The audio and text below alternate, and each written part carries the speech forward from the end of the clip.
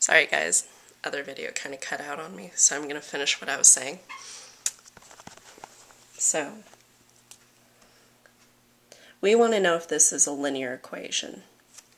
If you look at my graph right here, it makes a straight line, so we know that it is linear. Now, this is a function,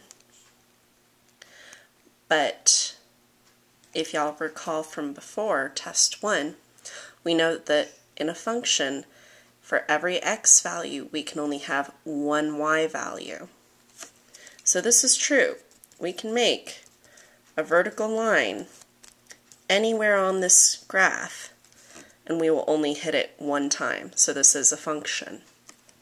Now the opposite idea is if I said, and let's see, this is number 8.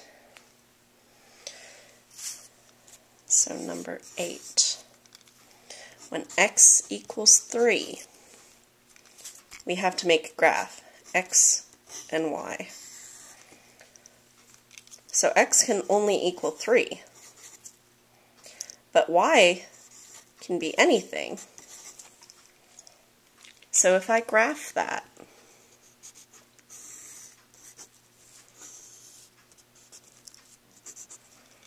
and this is y, and this is x, 1, 2, 3, and that means that my graph has to go on forever, upwards and downwards, as long as x equals 3.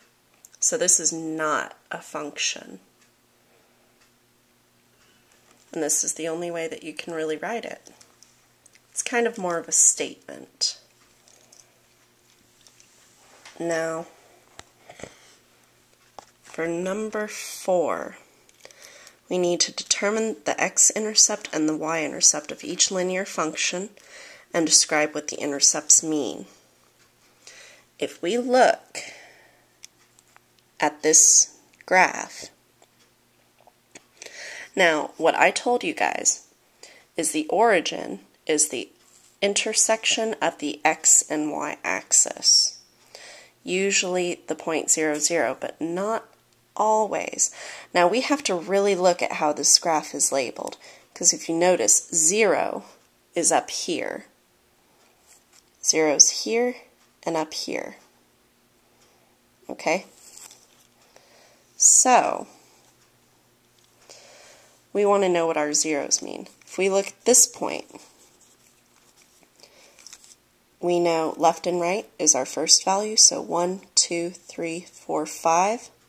And we're not going up and down at all, so this is 5, 0. I don't know if that's coming out very well. Now I'm going to look over here, where this is my other 0. And at this point, we're not going left or right, so it's 0, -4. Now, we want to describe what that means. All that means is that when your time, which is in minutes, is 0, then your temperature is -4. Up here, what that means is when your time, oops, I'm sorry, this is 25. When your time is 25, then your temperature is 0. That is all your zeros mean. So, number 6 says, what are the zeros of the functions represented in exercises 4 and 5? Now, y'all can probably see my answers right here anyway. It already tells you 25 and 12. Now, the reason why that is because zeros are when we cross the x-axis, so those are our x-intercepts. So in this case, it's 25. Over here, it's 12. So when y equals 0, x equals 12.